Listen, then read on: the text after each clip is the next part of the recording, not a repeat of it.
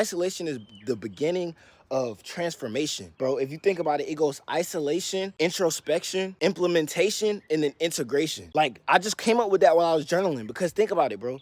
I've been thinking about the season that I went through this past year, right? And all of it is seasonal. All of it is seasonal. You can't rush this. There's no way to speed up this process. There's the only way you can speed it up is by becoming aware of it and being present through the entire thing. You can't speed up God's sequence, bro. You have to sit through that junk. That's why pain, you got to be present. You know what I'm saying? But if you have clarity, you'll understand, okay, I know exactly what season I'm in. I understand the dimensions that I'm experiencing right now. I understand my level of consciousness. Now I know what to do, but instead of spiraling and wasting that time, you can extract the lessons and apply them quicker. You know what I mean? That's how you speed up. You can't speed up God's sequence, though. You know what I mean? You're going to go through that season. You're going to have to go through that season. So let's talk about the first one.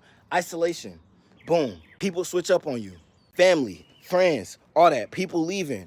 You know what I'm saying? Opportunities, windows, doors close on you out of nowhere, unexpectedly. You know what I mean? You go through a traumatic event or a tragic event. You experience something that you couldn't have foreseen.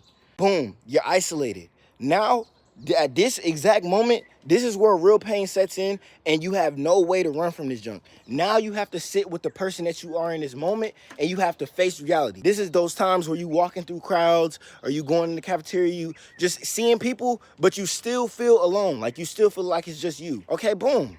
Phase 1. Phase 2. This is when you leave behind denial and you start to accept, or at least register reality. You start to understand, okay, this is what my reality is, but what is this showing me? Like, what am I supposed to be, like, why did this happen? This is where you start questioning things, you know what I mean? But not questioning it from a sense of, like, why would you do this to me, God? You're starting to question this, like, dang, who am I? You know what I mean? Like, this is where you go within. This is the go within phase. Introspection is the go within phase, bro. You know yourself deeper. This slick is the most important phase, because depending on how long you spend in contemplation and how much, time you actually spend in introspection, this is how high you elevate during this season. This is how permanent your state of consciousness becomes. You know what I mean? The amount of time that you spend in this phase. So this is really, honestly, the most important phase. The reason introspection is the most important thing is because it defines who you are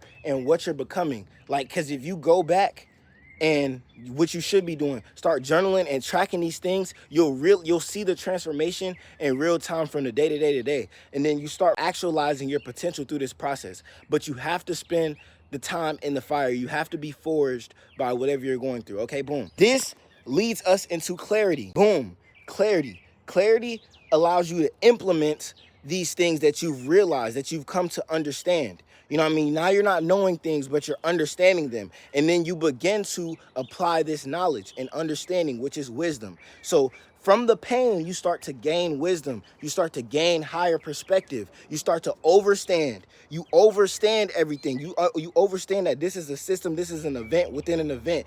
Okay, this is a mask for the curriculum that God is actually trying to teach me. The enemy right here, but God is the one behind him pulling the strings. You know what I'm saying? The enemy don't got no authority. Who really got the authority? You start to look past him. Like I just said with the wall, bro. This the enemy right here. He presents this. This the enemy. So boom, now you face to face with bro. You right here with him. Then you start to realize, hold up, you take a step back.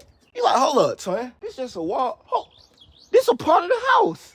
Hold on. So now you start to see the bigger picture. It's a wall within a bunch of different walls, and now you're looking at it from different perspectives. Now you're understanding that singular wall, that singular thing that was in place, was part of a bigger system. You know what I mean? And it holds everything else together. Boom. With that understanding or overstanding, you start to understand. Understanding is the last phase. It's integration. So now you integrate everything that you just knew and understood into who you are in your worldview and your philosophy. Boom. Once you do that, you start to understand, okay, this was an event that was a part of the collective conscious. You know what I mean? Like, so I was meant to go through this to be able to help other people and understand that, we're all in this together.